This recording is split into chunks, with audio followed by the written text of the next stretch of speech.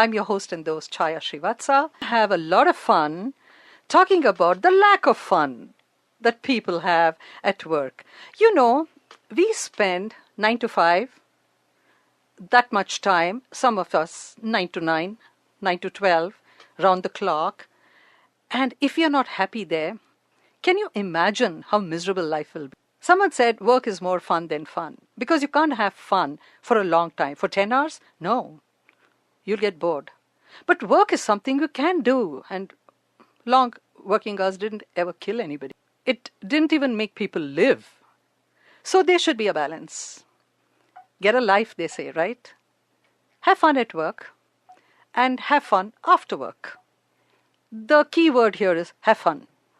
I'm going to talk about how to have fun, not only how to be blissful at work. Okay, bliss is another word. Everybody says, I want to be happy. Happy, nobody's been able to define what is happy. Is happiness a state of mind? Is it a feeling? Is it something attached to something? Oh, we don't want all those. Fun is what? For some, fun is doing something like this, doing something like that. So this and that varies from this person to that person. So again, there is no definition of fun. But definitely bliss. Bliss has nothing to do with all this. Bliss is a feeling of cloud nine. I feel good about myself. It's that feel-good factor. You know that I'm sure you enjoy that feel-good factor on Fridays when you say, thank God it's Friday. Why can't we say, thank God it's Monday? Nobody has thought about that. Because it's Monday blues. Somehow we have accepted that Monday is the beginning of 6 days of hard work or 5 days of hard work. And oh my God, who wants to work? So, jab jana hi padega, why not go with a spring in our step, a smile on our lips, and a twinkle in our eyes? Can you imagine the workplace having employees like that? Hey, it's real good for the company, for the product, more than anything, for yourself. So today, we are going to talk about all that. And I have with me two very interesting people to trialogue about this. PankajRai, he's from DELL, and Soumya Prabhakar, who's an HR manager. We are going to talk today about how we can be blissful at work. Let me start with, Pankaj. Chaya, let me just tell you about myself and what I do. So I work for DELL. Now, DELL is part of the technology industry, and all the people working in the technology industry are supposed to be geeks. Okay. Now, within DELL, I work for this division which they call analytics. Now, analytics is supposed to be folks, dealing with numbers and statistics and all of that. So, we are like geek square, right? Okay. Geek twice. And now the topic is all about having fun at work. So I thought it was quite interesting how, folks like us and our division, have fun. So my simple take on, the subject that is being discussed today is that being blissful or being happy is something that, comes from within. Okay. And then you spread it outside. Versus hoping that it's outside somewhere, then and you're going after it to catch it. Oh yeah, it sounds so good, Pankaj, but does it happen? What do you say, Soumya? So I think I would say that I practice what I preach, and what I'm sharing with you is something that I truly believe in. Okay. So I always, the way I look at it is, when I wake up in the morning, I feel like going to work. And, and frankly, on the weekends, I also feel like getting up in the morning and going for my morning jog, which I enjoy doing. So I would say that, I have kind of organized my life in a certain way where I feel like doing those things, whether it's work on weekdays or, having my run or going for a movie on weekends. And I look forward to each and every of those moments and try to derive some fun out of each of those activities that I perform. Okay. And I would say that, if people try to think of it in this manner, it is possible to do that. Okay, but many and you've done it. Let's hear what Soumya has to say about it. Soumya? Yeah, Chaya, I come from an engineering services company called S-System, and we deal with big stuff like aerospace, which is more of aircrafts, and automotive like the Mercedes car and the Rolls Royce. And we also do a lot of writing manuals for this, but that is from the technical perspective. But if I look at the kind of role I play, I'm dealing all the time with people. So I have a HR profile. I had the HR for this organization, and having been interacting with people from the time they are stepping into the organization till the time they leave, I know a lot of times that people do have challenges to, get to work with a motivated, high morale state. But I think there's a lot an individual can do to themselves to be happy and get to work, rather than, like Pankaj rightly shared, it's more about being happy is more contagious rather than expect the environment to give it to you. I think it's a mix of both coming together that'll make it more blissful. Okay, now let's go bit by bit now, okay? Number one, Pankaj said, when I get up in the morning, I want to go to work. Now, how many years have you been working, Pankaj, now? Close to 20. And all the 20 years, consistently, you have got up with rise and shine kind of attitude? Or kabhi, hi, kahan pe jana hai? I would say that, this whole blissful state of mind has probably happened in the last 7-8 years. And probably when I came to Bangalore. So maybe Bangalore had something to do with it. Okay. Or maybe, I became more experienced and figured out that, there is no point chasing happiness outside. It is something to be found within. So don't know how it happened. But I would say this is something which has been quite consistent over the last many years. And I had definitely have to say that when I started off working as a fresher, I definitely did not have this. Okay. So I was going to just ask you, is it an age thing? Do you become more blissful as you get older? I would say for me, yes. But when I talked to a youngster today, I said, hey, you know what? No one ever told me that this is possible. So maybe it is possible, even when you are young. Maybe you can think about it this way. No one told me and I never thought it. I just stumbled upon it later in life. There's no reason why you can't stumble upon it earlier in life. Because you see, around you, there's a lot of this negative talk. Kahan pe jate ho? Baap re, chutti nahi mili. It's that kind of a thing which affects you. So even if you are gung-ho and wanting to go and change the world and things like that, there's a lot of pulling from every side. Do you think so, Soumya? Am I right? Yeah, Chaya, but to give a different perspective, I think at the start of the career, a lot of youngsters are high in terms of, okay, I want to get that first paycheck, I want to make my career big, I want to get a title or a designation of this kind. So there's so much of magical stuff till they get kind of introduced or aligned to the reality. But then I think gradually when you're in that middle phase is when there is a little bit of dip, and I would rather agree that it's to do with a little bit of age, excitement as well.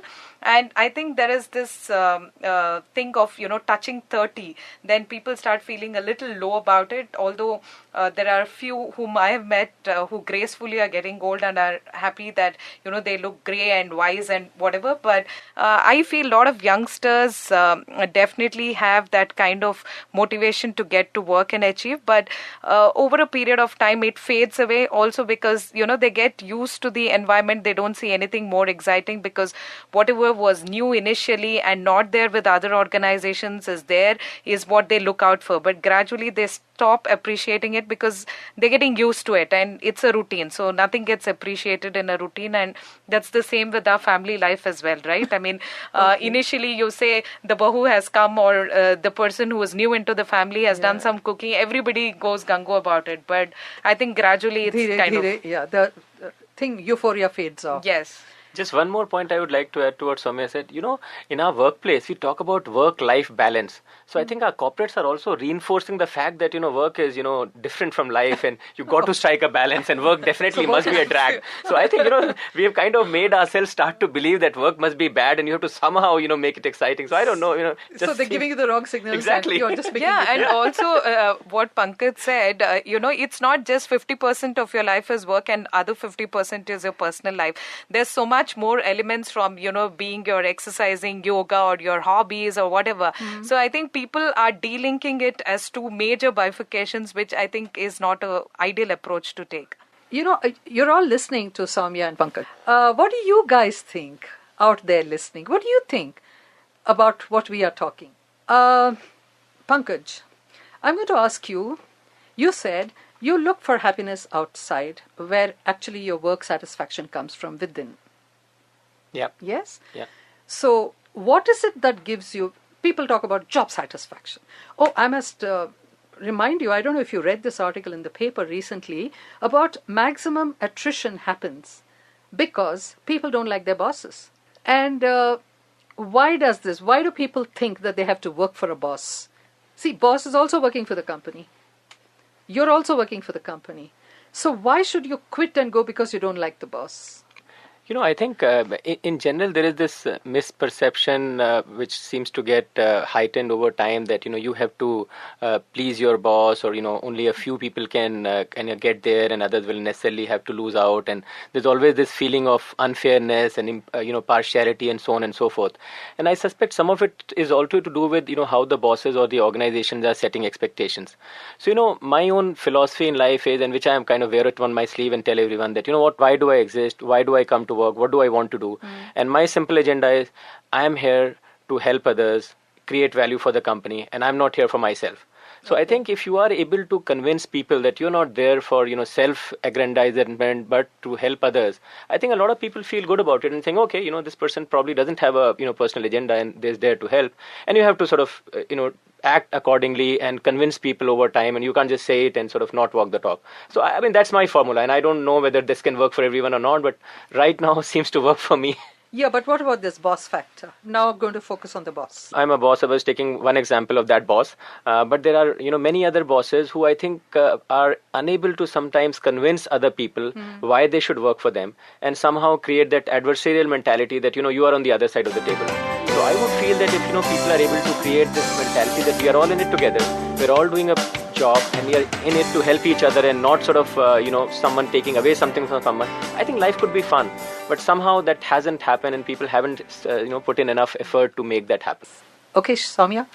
Yeah, Chaya, I think the boss factor has a lot to do with how the boss, he or she feels itself, because I feel exactly my team feels the way I kind of come across for the day. And if I'm feeling a little down about something, I think it's so contagious, it gets passed on, and they also get worried that, something is going wrong. But the time I'm induced with excitement, I see that my team is also excited enough to ensure, we deliver whatever is supposed to be done with our timelines.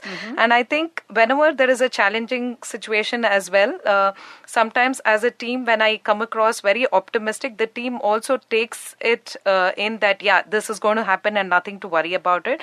But if I kind of portray that, yeah, I'm not sure it's going to work, or I doubt the idea itself, I think the team also kinds of shuns down. So I think it's a lot to do with how the boss comes across. And I think the team generally feels good if they have a boss who is a little more in terms of flexibility, in terms of understanding the person and dealing with them, because each individual, I think, in the team will differ from the kind of backgrounds they come from, the kinds of hobbies they have and their interests. So I think as a boss, it's important to just not know them, what they're good at professionally, but it's a lot about knowing them personally, their family life, and a lot more about that, because only then you can really connect with the person and make a difference and make them feel good about being there at work. You know what I want to say here before I move on to Pankaj?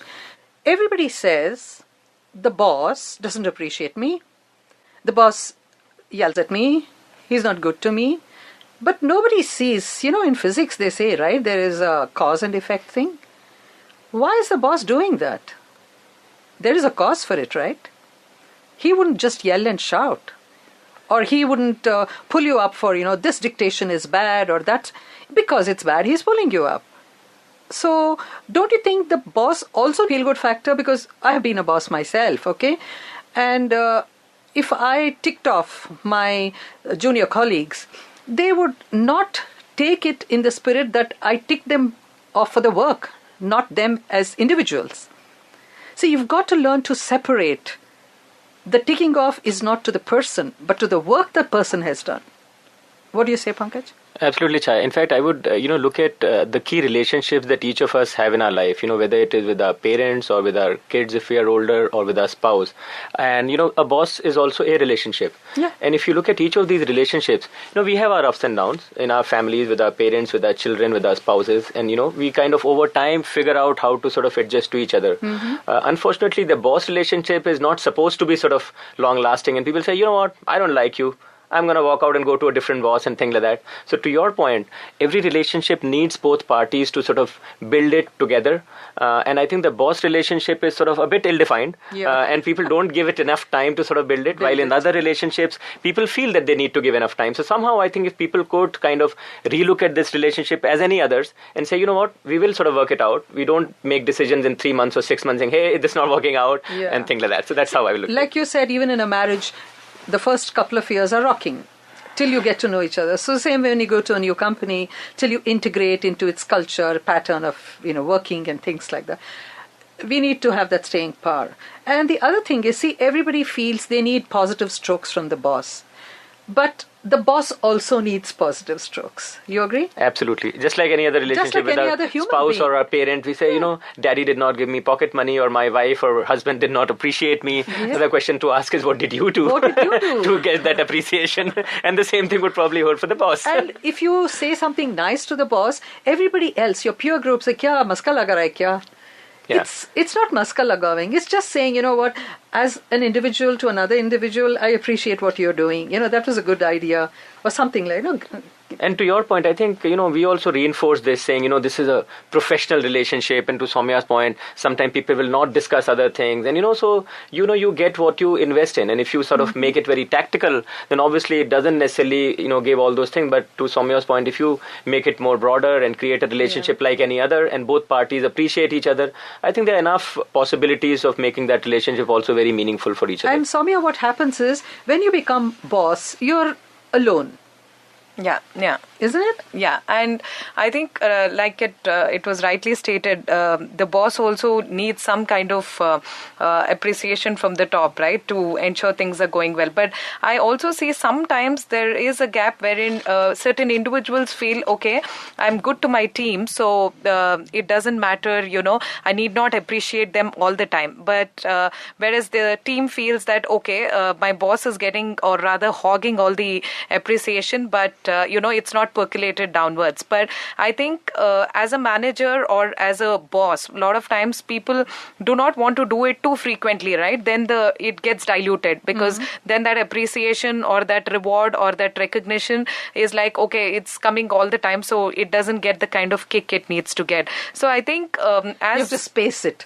Exactly. I think that spacing is very important, because then there's so much of value for it. Because if there's a rewards and recognition program, for example, and then a person who's repeatedly getting it, after some time, people start questioning it, right? Because they feel that, okay, there may be one exceptional performer, but the others are equally good as well. Yeah. May not be in the same criteria, but in some other parameters, they're good. So I think for a boss, it's a lot to do with looking at it from a wholesome perspective and appreciating other bits as well. Because somebody may not be technically good, but maybe a fantastic team player, and he's keeping the team going together. So that itself can get an appreciation, which may not be delivering, direct revenue to the organization, but a great investment to keep the team together. See, I'm focusing, if the listeners must be wondering, why am I focusing so much on the boss? Because as I said, that recent survey showed that attrition is, equated to the boss relationship. If that's so, if it can be set right, attrition can come down. So that's why I'm focusing so much on the boss. But really, if you think about it, the boss also needs, when I said Soumya, I didn't mean positive strokes from his boss or her boss. I'm talking from the junior colleagues. They need also a pat on the back sometimes to say, it's good working with your team, or, it's nice being with you and I like the idea. But they're afraid to say it because they will be, they are brown nosers and, that's the thing they think it is. isn't it? And I think a lot of times a boss needs to ensure that he engages the entire team together and ensures that, everybody is participative in terms of ideas and creativity, because a lot of times I think that's where there is a clash where somebody feels that, okay, we are going in one direction just because the boss thinks it's the right direction to head towards. So I think having it more collaborative and having it more where every team person has the right to talk about it and express whatever it is, irrespective of where the idea is coming from, accepting it is very important. I remember my boss, he had this huge poster in his office. It said, rule number 1, the boss is always right. Rule number 2, look at rule number 1. Oh. Okay. I mean, it sounds funny, but some people are like that. And you should give them a margin and not make it come into your work sphere, because that's a personal thing. And Chaya, I would like to also, build up from the point that you spoke about attrition and people leaving the boss. I think, it's all about people's perception of your intent. Okay. And then they give you various reasons on why they are doing it or not doing it. And most likely when you are a boss, the default perception of your intent is that, you are going to hog all the limelight and you are going to take everything away for you and you are unlikely to sort of share things with others. So I think that's the default intent which has been created, over the years. Like the Saas Bahu. Yeah, like the Saas Bahu. Absolutely. That's a great example. So now that you are the Saas, I think it's the onus is upon you to prove that you are a benevolent Saas versus the other one, which is the default. And I think that's where I think a lot of people don't appreciate that that's what their role is, and the role has now changed. You are a Saas now, you have a Bahu with you, and you got to kind of behave differently. Exactly. What's your take on that, Soumya? Chaya, I think as a team, always there's a good mix of people who perform at various levels. So there will be exceptional guys, there will be average people, there will be people who are low performers. But I think that's a good blend which makes a team. And a lot of times I think there's more a perceived threat, or rather versus a real threat, that people start feeling insecure about their not so competent areas, and they start feeling that if maybe there is somebody else in the team who's better off than me. So these kind of inefficiencies sometimes I think is a trigger for them to look out, other than the boss factor that we already spoke about. So there's a great feeling of insecurity, right? Yes, absolutely. I think as individuals, I've seen a lot of times even in the interview panels where I see sometimes guys are really much more capable than what the technical panel can question them about. And I feel that if they were a part of the organization, they can definitely supersede the current system. But I'm sure a lot of times I've got reject on that interview sheet just because the manager feels that maybe this guy will overtake my position. I think that's honestly there. And we all are most of the time sucking up to the bigger levels of management and all that. I think we should speak more to the ones below, because that's where they are doing the work. It's like a pyramid. The bottom is full of all the people who are really working. The top is only the policy makers and things like that. Right, and I think, Chaya, to your point, I think great examples, and Soumya, you also spoke about that. I think what as organizations we could do is to make sure that, we are putting in the right people as first-line managers to start with, and then coach them, because those are the guys who will go to leadership positions, and sometimes we let some others sort of, sneak in through or not necessarily having the right values or the right attitudes, and that's where, we create problems. But I think to your point, that's a great example. People who are confident, Soumya, like you said, who are sure of themselves, and when you are sure of themselves, the other things follow, because then you are happy to promote others, and because that also flows back to you. You don't feel threatened about Absolutely. it. Yeah. In fact, in the armed forces, they have these training programs. They're called OLQ. It's officer-like qualities. Okay. Absolutely, I've heard about that. Yeah. Absolutely, exactly what we should probably do in the corporate sector. MLQ, manager-like qualities. Because I think today what's happening is the top level is busy making the policies and things like that. The bottom level is saying yes sir, 3 bags full sir. It's the middle level managers who have lost their motivation and who are really not performing because they are stuck there. They're middle level. Right. And whatever is in the middle, like the tomato in a sandwich. Right. The poor tomato is squished and squashed and, it looks beautiful, red and whatever. It's the same way for middle managers. How to keep their motivation up? And I think companies do talk about the what and how, but unfortunately in this, quarterly sort of this thing, the what takes sort of precedence over the how. They say, this guy is getting the number or this guy is getting the job done. So what if he's kicking downstairs or stuff like that? So I think some of those things do creep in when you are sort of very focused on the outcome and not how you get there. So while there is a lot of talk about the how, but somehow it takes a backseat because everyone is making sure that their quarterly numbers look good.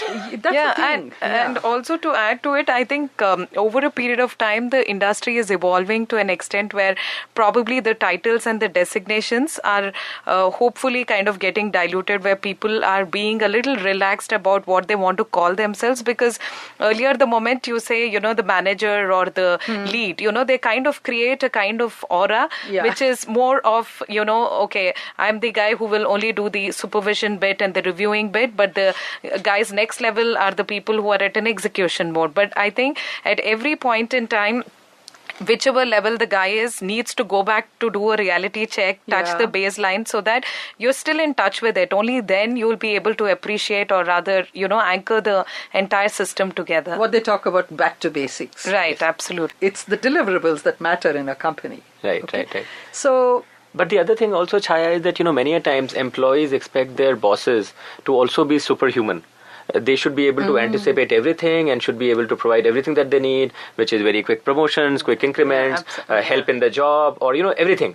And many a time, maybe it's the boss's responsibility to also articulate saying, hey, you know what, this is what I'm good at and this is what I'm not good at.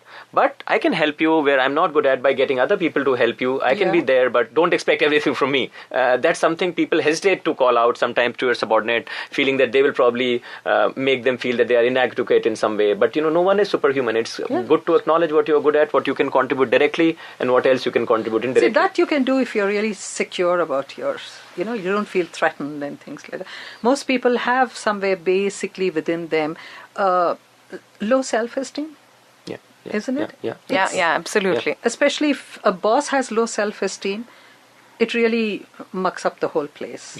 Don't you think so? Yeah. And I think it's a lot to do with the person himself being confident about things, right? I've really come across some incredible people whom I reported into are such great human beings, and they were able to really articulate and say, this is what I'm good at and this is what is not my core area of strength. So I want my team to be good at it, so that we make it up for whatever weakness we have as a team. It's a collaborative. Absolutely. I think that being vocal about it and honestly admitting it will create such a good credibility in the team for the boss or the manager that, they'll say, wow, my boss is able to tell what he or she is not good at, right? Which many people are not able to do because they feel that, okay, a boss means he or she will know everything, but need not be, right? Because a person can play a very significant role in the organization, but may not know some technicalities or the details that go into something in it. So I think that's perfectly okay. Nobody needs to be a Mr. or Miss Know-all. Like your teacher. Yeah, when, they think, oh, the teacher doesn't know anything. I remember this beautiful line which Alexander Pope in the 18th century had written, that so vast is art and so narrow human wit. Okay. You can't be good at everything. That's why the best barber can't cut his own hair. And I think Soumya also alluded to saying that, in your team, if there are people who have complementary skills, I mean, you appreciate that and say, you know what, you are good at that, I'm not, so why don't you do this piece of work and share with others? So if everyone sees that they are uniquely contributing to the team, everyone feels good, and you kind of make the team of that nature. And the other thing, one of the words that we used here was entitled to. Increments and things like that. I think a lot of employees feel they are entitled to a lot of things. What do you say about it? In fact, not just employees, as citizens, many of us feel that we are entitled to this subsidy or that free water as children. So I think as a population, most of us do have that mentality of entitlement for something or the other from someone or the other. So I suspect that when you become an employee, that fundamental thing doesn't change, and you have a nice boss out there to look up to and hope that they will provide all the entitlements. The organization pyramid shows you this is the guy, go after him. So I guess it's the same thing. And many a time, I being a parent in office, I always say that there's so much to learn from your children children and your, a spouse at home that you can apply in office and vice versa. Yeah. Because fundamentally we are the same, and relationships don't necessarily change when you check into office, and the same kind of fundamentals apply. Same thing, you marry your office. Absolutely. In fact, Mr. Narayan Murthy of Infosys, he made a very nice statement. He says, love your job, but don't be in love with your company. No, and I think there is a lot of, what do you say, a myth attached to the entitlements, because people think it's a formula. Okay, I have X years of experience and Y is my qualification, so this is what I'm supposed to get. But it need not be true, because it also originates from where you have started, how was your career path then, and then where you have moved on, and what were your priorities, right? And what was your attitude? Absolutely, true. Isn't it? Yeah. Nobody realizes that attitude can make a big difference. And your entitlement, the fact that you're talking about entitlement shows that you have a wrong attitude. Right. Yeah, true. And in many cases, like Soumya was saying, while there are some, managers, and there could be many managers who are insecure, but there are many times who are, confident, good managers, but sometimes misinterpreted because people think they're not doing this, that, and the other. Yeah. And half the time, what you have to explain is that, this person is interested in, making you succeed, because only when you succeed will they succeed, and that's how the organization works. It's a catapulting effect. So don't imagine that, the guy on the other side is on the other side of the table. The interests are aligned, and it's in your interest to also kind of be aligned so that both of you can succeed. So I think fundamentally this, like you said, the Saas-Bahu relationship in office, ought to be redefined over time to make sure people assume that they are on the same side, and it's in their interest to work together to benefit each other. Actually, they are on the same side. They are working for the company. Isn't it? Yeah. I love this, concept that comes out of the Bhagavad Gita, which says, everything that you're doing, Ishwara Arpanamastu. Okay? You are doing it for Ishwara. So for an employee, the Ishwara or Jesus or whatever you want, Allah or something, is the company. You're not working for your boss, you're working for the company. That's the supreme being. Do you agree? Absolutely. And in fact, I think this is something which is not, fundamentally assimilated, because, every day, you are dealing with a boss, and those actions or those perceptions play a much bigger role than anything else. Just like, using your Saas-Bahu example, you're working for, you are part of a larger family, but sometimes that relationship can cloud your judgment. So I think it's not easy in the humdrum of activity to kind of distance yourself. But to your point, I think that's where we need to be headed. See, the company is an umbrella company, okay? It has X number of divisions. They say, okay, but we are supposed to have ownership. Okay, have ownership of your skill. Have ownership of your talent. But not your department, because your department, we work in an interdependent situation. It's not independent, because whatever you do, it's like an assembly line. It goes into the next one, that goes into something else, and then it becomes the whole. So if you become the proprietor, the owner, this is my product, that's the way that everybody talks. It's my project. It's not your project. You're only leading the project. Yeah. Also, Chaya, what happens is, I think there's a big gap fundamentally, like, everybody is looking at, okay, where is the company investing in my growth? You ask them to sign up for a language program, you ask people to sign up for something where it'll improve their learning curve and their qualification. Half the times it's, okay, what is the education program from the organization and how much will the organization pitch in for me? But I think the ownership and the accountability at an individual side also matters a lot, because only then you'll be so serious about it. Otherwise, any training session, any awareness session you send people to, it's like, okay, my boss wants, or rather thinks that I'm not capable of doing certain XYZ tasks. That's why he has nominated me for such programs. But so they feel they are marked for improvement. And they look at it very indifferently. But when you say the organization is actually investing in you to ensure that, you upgrade your skills, you go through a better learning curve and all that, I think the buy-in is very less. And I think as children, at least, I was taught that, the moment you put in your hard earned money, then you have better seriousness to things, right? Because the pinch of it. So when an organization is investing, I think there is less value to that kind of a program. And if you charge for it, there is even less value. Yeah. It's like, okay, the company can't even, think of pay spending. For a thing yeah, like exactly. This. Yeah, it's like that. And I think, even at home, my daughters seem to always say, this is unfair. or that is unfair. Okay. So I think many of us sort of grow up with this notion of unfairness where, someone is not doing something. Who decides what is fair enough? Exactly. And I always tell them, and I always say this in office, that the whole world and life is always fair. Because I believe, like you, in the philosophy of Gita, saying, what is in my control is my karma. The outcome is not what I'm looking for. So if I'm doing all that, life is fair. Whatever is coming out of it is probably the right thing, and we need to sort of redefine what is fair. But I suppose that's not how at least my daughter looks at it, and not necessarily a lot of people that I know look at it. It could be because of lack of awareness, because in the beginning we started off where you did mention something about awareness, okay? Maybe training. Soumya is talking about training also. Training could play a big part in solving some of these, or I should say resolving some of these issues. But the first thing that's cut down is training. I was talking to some corporate person the other day about a training module, and then say, oh no, we are going through a crunch and we have cut down the training. But that's the time you need to give training.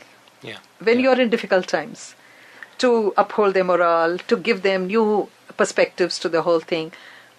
But that's the thing that is booted down. That, and Chaya, also I think, the role models that you create in society in different walks in life, and people look up to that and say, should I be like that? And I would say that, over time we have seen, whether it is in the political sphere or the business sphere or, in general, the quality of leadership that you used to see in the past doesn't seem to be there at the same level. So people sometimes feel that, what's going on?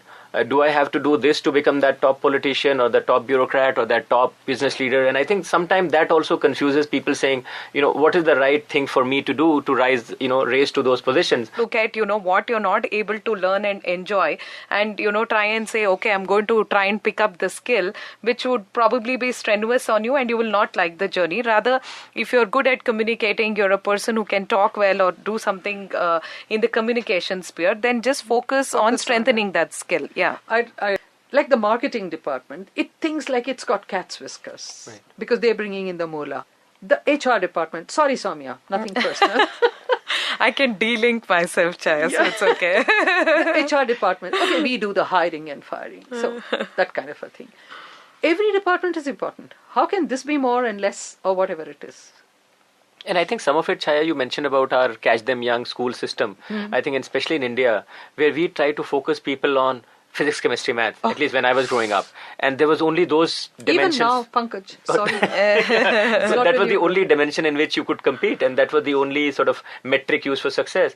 And I would feel that, the US system at least is far more broader. You can take a bunch of courses and develop self-confidence. So not to say that they don't have their own problems, but I think we have also sort of created a very narrow, focus on education and more making people believe that that's all there is to life and there is to success. And I think we really spoon feed a lot of stuff. So even in the organizations, although people are grown up, they expect that, everything will be done, in a way that it's comfortable for them, and they don't really explore and experiment things, okay?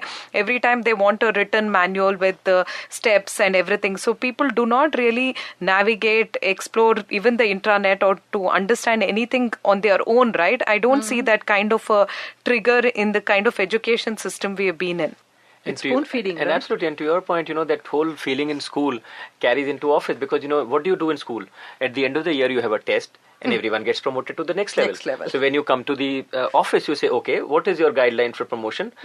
So everyone who joins the batch should probably get promoted in that 1 year, 2 year, whatever that is. And that's the expectation to start with, because, that's what happened in school. So I think, very early in life, we say, all of you are going to get promoted to the next level after the exam. It's like sheep. Okay, you go from this class to that class. Yeah, and everything is checklist driven, okay? It's like tick, tick, tick, tick, tick. And it's so monotonous. So nobody is thinking outside it to say, okay, can we improve this? Can we challenge what is existing and look at a different way? I think people like that kind of routine, and whatever is said, they don't want to make an effort to change it and make it look different or give it an extra element to it. And I think even the challenge, for small things like, my son is a lefty for now. Okay, so he uses too much of his left and he's just 2 years old. I've seen so many educated lot correcting him that, eat your food in your right hand and keep the spoon in your right hand, and then give the money in your right hand, and all the time he's doing it in the left, and he gets repeatedly corrected for it. So I feel, there are these little things which I personally don't think it needs to be corrected, because I feel it's okay. Whatever is comfortable for you is what you need to do. But there's so much of this unwanted correction for things rather than which needs attention and which needs focus to, I think a lot of Americans are lefties. Yeah. Have you noticed that? Yeah. And there's a left club, scissors to everything that's designed for them to be comfortable, actually. And if we can be like them, so it's good to be lefties. Well, they're great communicators, they're great entertainers. And they're supposed to be very creative. Their and work ethics is fantastic. Yeah. The whole country shows all these qualities. And I have to say one more thing, that, the whole conversation today might appear to the listener as, very boss driven, that, there's something wrong on the other side and bosses are always right. So I have to admit and I have to correct that perception in saying, I think there's a lot that I can learn as a parent. I don't think I'm perfect. And as parents, many of us are not perfect. As bosses also, I think we have enough, around us and among ourselves that we can learn from. So I just want to make sure that it's a balanced point of view, that both parties need to appreciate each other and no one is sort of better than the other, because it might turn out that people will say, okay, these guys seem to think that the subordinates are the ones in the wrong and they know everything. And like... Actually, there's no right and wrong here, isn't it? Absolutely. Because when you're working with the common goal, your common goal is the growth of the organization. And if the organization grows, you grow. And also, Chaya, with my little bit of volunteering that I did with Rangde, I've also seen that people in the rural are much more forthcoming and open in terms of ideas, and they are humble to accept that, I don't know something and I'm willing to learn. Yeah. So what happens is, I've met few women entrepreneurs in the rural areas in this context, and they don't know the high funder management terms like a break even or whatever, but they are so very clear that in next 6 months, I'm going to ensure that whatever money I put in, I'm going to get back, and over and above that, I'll make some money. So, I think being humble and being willing to learn, right? That is such an element, I think, as a parent. And, like Pankaj said, the entire experience of parenthood humbles you down completely. And my husband always tells me that most of the conversations or the active time that we spend at work, right? Half the time we come back and talk about it. We felt good, we didn't feel good, we liked something, we'll share, right? So same thing from a school experience of a child. So finally, if you look at all our conversations, it's more of, okay, we're sharing of what has happened in the past few decades in our own lives here, right? Yeah. So I think it's so much to do with the experience that we go through at that particular moment. And everything has a tinge of, okay, happiness, not so great things, everything. But I think the fundamental element is to grow out of it and say, okay, this experience taught me this, and how can I change it or make it different and make it blissful as well. Can you believe it? We are actually getting a caller. Hello? Hello. Yes. Hello. Who's... Yeah, hello, ma'am. My name is Akhil. Akhil. Hello, Akhil. Welcome to radiowala.in. It's my life. You're my first caller today, and we are going to clap for you. Thank you, ma'am. And okay, so based on today's topic, I wouldn't like to say how a boss should be like and whatever it is, because everybody's boss is different. Yeah. And I recently had my appraisal meeting, so I have very fresh wounds. I don't like the word wound. Yeah, so okay. means I would not try to list out the characteristics of an ideal boss, because everybody's boss is different. Okay. Or everybody's colleagues and environment, it differs. It changes according to the person and the environment he is in. Mm-hmm. But and I'm a person who is at the bottom of the working pyramid. So okay. And I'm in one of the most challenging sectors of this in this country. So I'm in the IT sector. Okay. So I have a huge competition. So every 6 months I go up against 300 people competing for promotion or progression or something like that. So the one thing which I really liked about is when you said that when I swipe into my office, I give up my role as a person. I took up my role as an employee. Yeah. So means I get upset about some things in my office. It should not come back to me when I go back home. Great. It should be left there. I'm glad you picked up that line from there, Akhil, because it was the best line which I found out in today's show, because it really it could really give us people who are stressed out and they come back home stressed out, because what you are being told. You are being told as an employee, not as a person. Sure. So there is a relationship between you and your boss and you and your employee. Mm-hmm. So means this is my what I would like to say. Other people who are working like me and who have worked, who go to office like me, that they should try to compartmentalize everything. What things they hear in office should be in office. Very good. घर का मामला घर में ही रहने दो. हाँ, और मतलब आप ऑफिस में जो बोला, आपको जरूरी नहीं कि वो आप में 24 घंटे एज अ पर्सन भी लागू हो. हाँ. Very good, Akhil. Very good thoughts on it. Thank you so much. Okay. Thank you for listening in and catching some of the phrases and calling us. Thank you, Akhil. Yeah. Thank you. And Chaya, the converse is also true. घर में अगर डांट पड़ी तो office पे जाके नहीं निकालना है. Which is what I want to come to next, Pankaj and Soumya. Most people say you bring your frustrations of work to the house. I think it's the other way around. You bring to work your frustrations and you double your frustrations there and you take it back home and make those people also suffer because of this. I think it's so important to have your personal life balanced.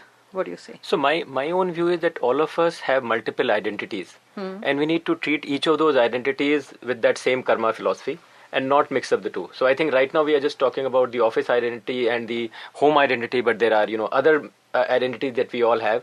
And I think it would be great if you could sort of isolate each of them and say they are there for a reason and that's where they are and we don't necessarily need to, take one to the other.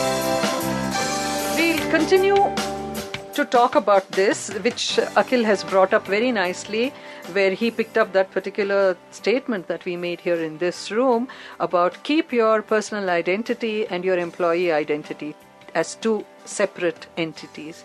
That really helps because then you don't get emotional, then you don't get frustrated.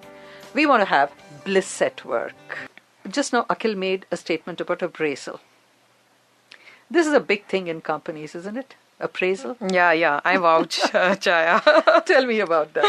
I think that's one phase, be it a biannual appraisal or one which happens annually.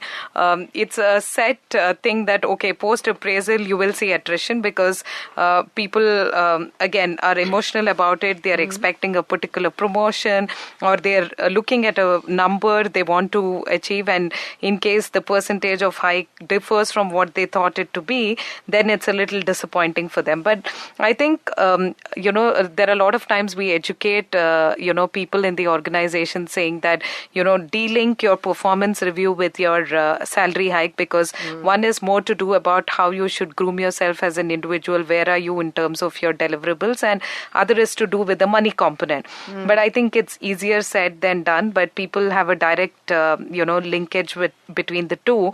And most of the times it's a little painful because maybe, some percentage of people who are exceptionally good will see a good percentage of hike, and whereas the rest in their review process itself will have to listen to some feedback which they probably did not anticipate or like. So there is a self-review, manager review, 360-degree feedback, come what may, but I think the final outcome matters to the individual in terms of numbers, and it could be a little disappointing for somebody who had high aspiration levels. And if they have high aspiration levels, I don't think the company has any obligation to fulfill those aspirations.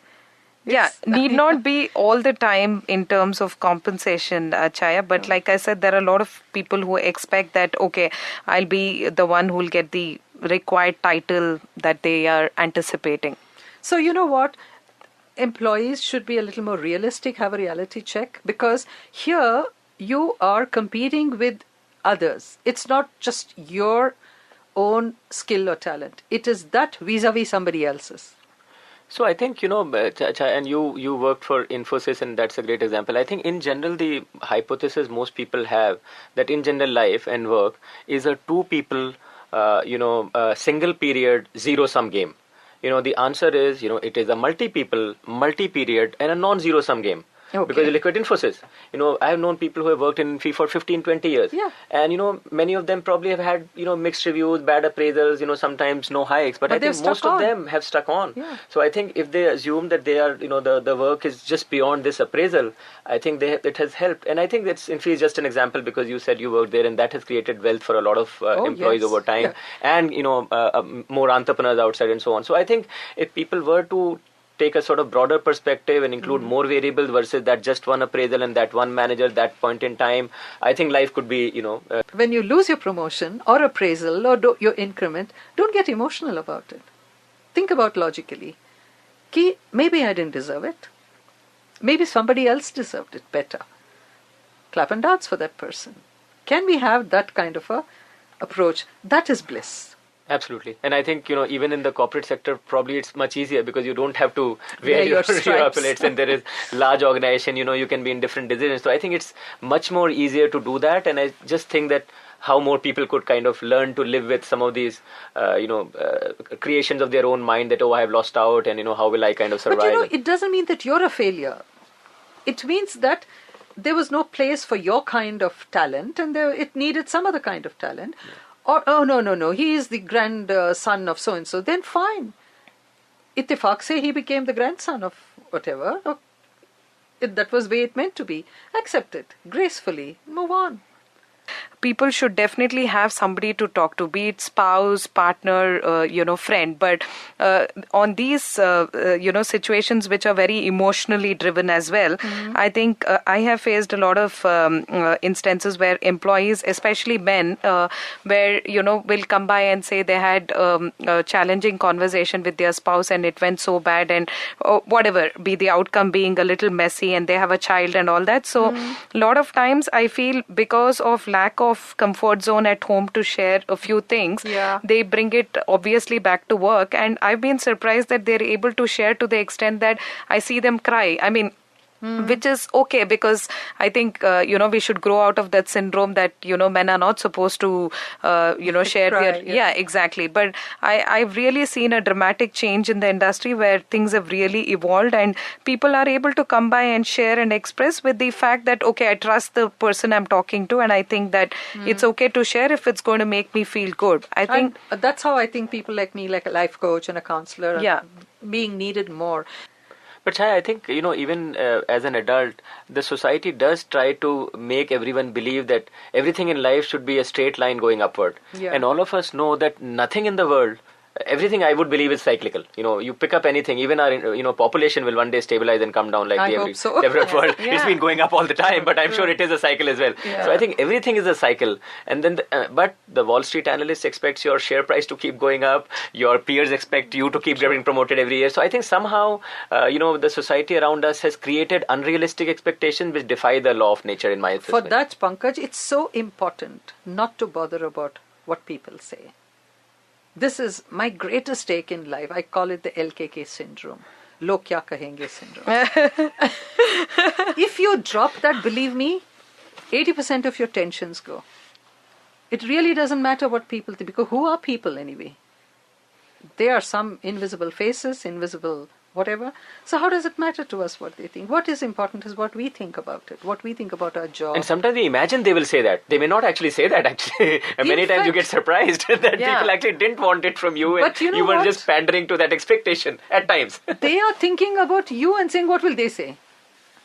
That's the best part. Yeah. And I also think, Chaya, we should learn as human beings and as a family also to celebrate little things, little joys of, some small thing where something was a success. I think we try and think that, okay, this was to chota mota test tha, bada exam mein dekhenge type of thing. I think that approach should be dropped to also teach children that, success can be, you need to taste success in different parameters, right? Yeah. So it could be a small one from your perspective, but for somebody else, it could be the thing of their life. So I think that's also important.